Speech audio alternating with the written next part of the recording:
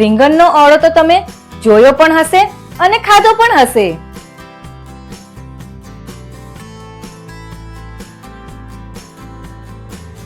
ઓળાને તમે કોઈ દિવસ દહીં સાથે ચાખ્યો છે?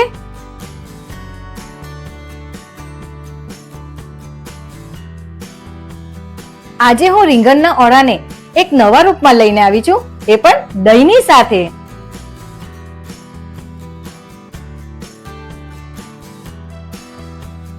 આ છે પોરબંદરનો ફેમસ દહીં ઓળો અને એ પણ ભરેલા બાજરીના રોટલાની સાથે.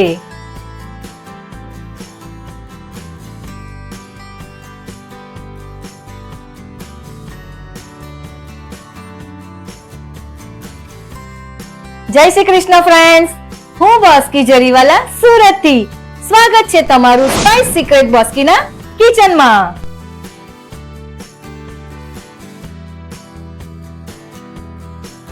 તો ચાલો જોઈ લઈએ પોરબંદરનો ફેમસ દહીં ઓળો, એ પણ ભરેલા બાજરીના રોટલાની સાથે કેવી રીતે બને છે.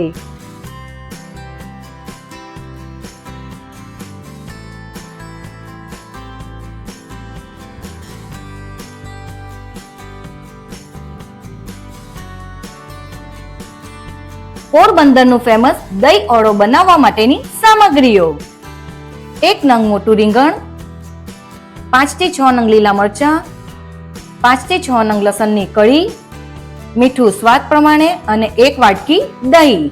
અને એની સાથે ભરેલો બાજરીનો રોટલો બનાવવા માટે 1 મોટો બાઉલ બાજરીનો લોટ, લીલા આદુ મરચાની પેસ્ટ અને લીલા કાંદા. હવે નેક્સ્ટ સ્ટેપમાં રીંગણને ધોઈ લીધા પછી રીંગણમાં કાતા ચમચીની મદદથી કાણા પાડી દેશું.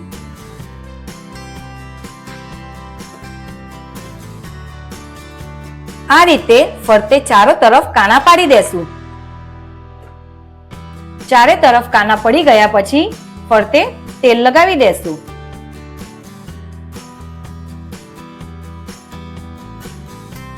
તેલ લાગી ગયા પછી રીંગણમાં ચારે બાજુ કાપા પાડી દેશું.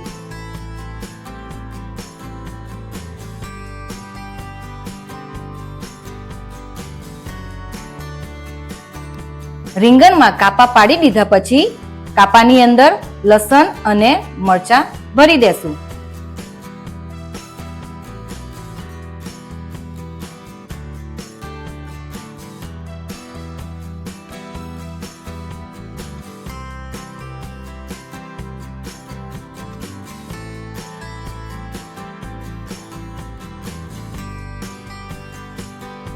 રીંગણમાં ચારે તરફ લસણ અને મરચા ભરી દીધા છે. તો હવે તૈયારી કરીશું રીંગણને શેકવાની. ગેસ ફ્લેમ ચાલુ કર્યા પછી રીંગણ શેકવા માટેની જાળી મૂકી દેશું.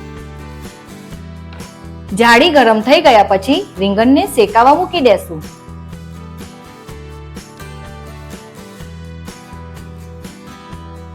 હવે થોડીક વારે રીંગણને ફેરવતા રહેશું.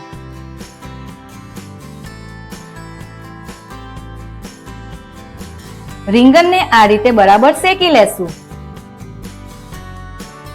ચારે તરફ રીંગણ બરાબર શેકાઈ ગયું છે તો હવે એને એક પ્લેટમાં કાઢીને ઠંડુ પાડવા મૂકી દેશું.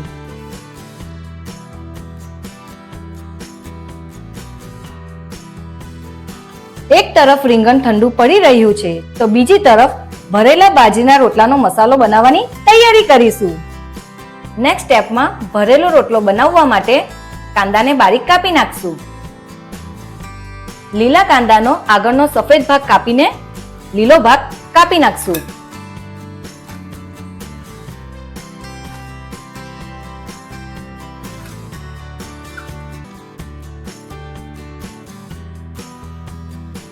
કાંદો કાપીને તૈયાર છે તો હવે તૈયારી કરીશું ભરેલો રોટલો બનાવવાની.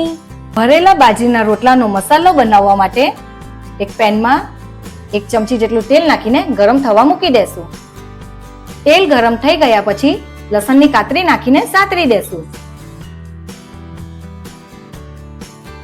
લસણ સાતરાઈ ગયા પછી 1 ચમચી મરચું નાખીને મરચાને પણ સાતરી લેશું. લસણ અને આદુ મરચાની પેસ્ટ સાતરાઈ ગયા પછી લીલો કાંદો નાખીને હલાવી દેશું.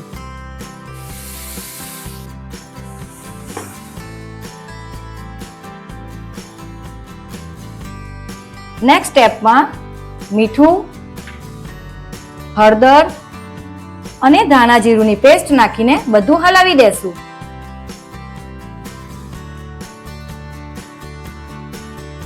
તો તૈયાર છે ભરેલા બાજરીના રોટલાનો મસાલો.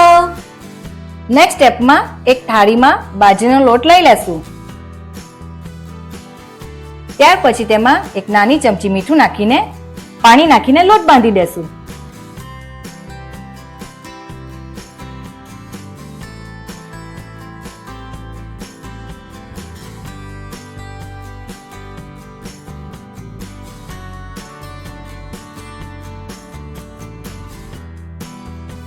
બાજરીનો લોટ બંધાઈ ગયો છે તો હવે 5 મિનિટ માટે રેસ્ટ આપશું.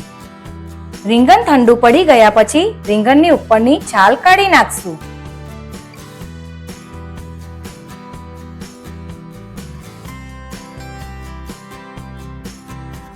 છાલ કાઢી લીધા પછી રીંગણનો ડીચકાવાળો ભાગ કાપી નાખશું.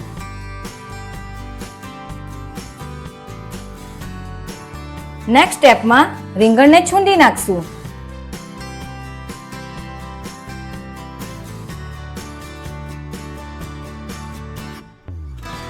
રીંગણને એકરસ થાય ત્યાં સુધી છૂંદી લેશું. રીંગણ છૂંદીને તૈયાર છે તો હવે તૈયારી કરીશું પોરબંદરનો ફેમસ દહીં ઓળો બનાવવાની. Subscribe subscribe subscribe.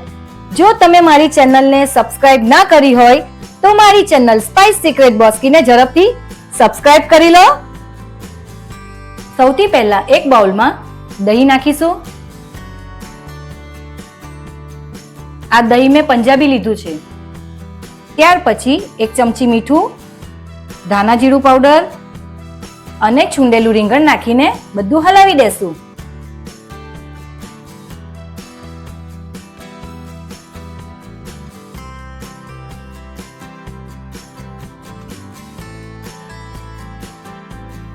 છૂંદેલું રીંગણ અને દહીંને મસાલા સાથે બરાબર એકરસ કરી દેશું. દહીં ઓળો તૈયાર છે તો હવે એને એક પ્લેટમાં કાઢી નાખશું.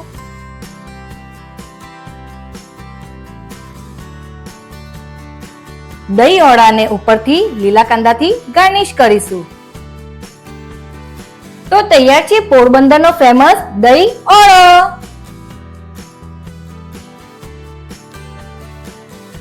નેક્સ્ટ સ્ટેપમાં ભરેલો બાજરીનો રોટલો બને છે એટલી વાર દહીં ઓળાને ફ્રીજમાં ઠંડો થવા મૂકી દેશું. બાજરીનો લોટ તૈયાર, મસાલો તૈયાર. તો હવે તૈયારી કરીશું ભરેલો રોટલો બનાવવાની. બીજી તરફ માટીની તાવી ગરમ થવા મૂકી દેશું. લોટને આ રીતે બરોબર મસળી દેશું. ત્યાર પછી લોટમાં ખાડો પાડી દેશું. આ રીતે ખાડો પાડ્યા પછી મસાલો નાખી લોટને બંધ કરી દેશું.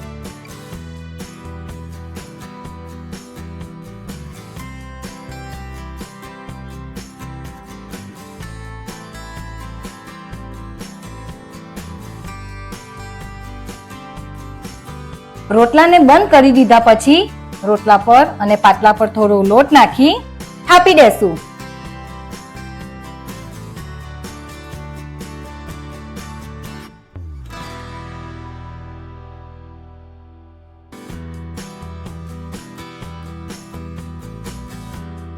રોટલો થાપીને તૈયાર છે તો હવે ને તૈયારી કરીશું શેકવાની.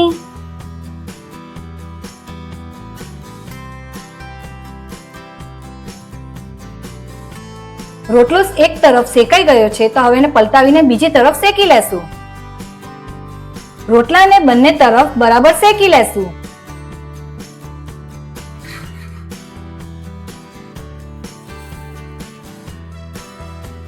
રોટલો શેકાઈને તૈયાર છે તો હવે એને એક પ્લેટમાં કાઢી નાખશું. બાજરીના રોટલામાં ફાટ પડે એટલે સમજવું આપણો રોટલો બરાબર શેકાઈ ગયો છે. હવે રોટલા પર ઘી લગાવી દેશું.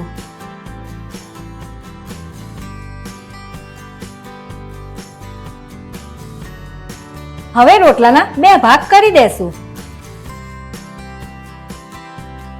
તો તૈયાર છે બાજરીનો મસાલાવાળો ભરેલો રોટલો. ઓળો તૈયાર અને ભરેલો બાજરીનો રોટલો પણ તૈયાર. તો હવે ટાઈમ થયો પ્લેટિંગનો.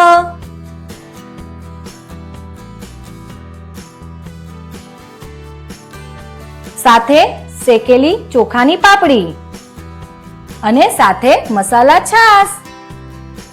તો તૈયાર છે પોરબંદરનો ફેમસ દહીં ઓળો.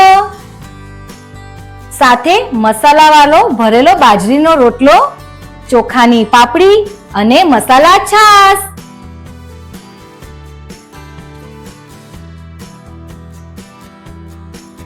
તો આ રીંગણના ઓળાની રેસીપી એક નવા જ રૂપમાં તમને કેવી લાગી? જો તમને આ રેસીપી ગમી હોય તો મારી ચેનલ સ્પાઇસ સિક્રેટ બોસ્કીને લાઈક કરો, સબસ્ક્રાઇબ કરો, બેલ આઇકન બટન દબાવો અને હા, ફરી મળીશું નવી રેસીપી સાથે. જય શ્રી કૃષ્ણ.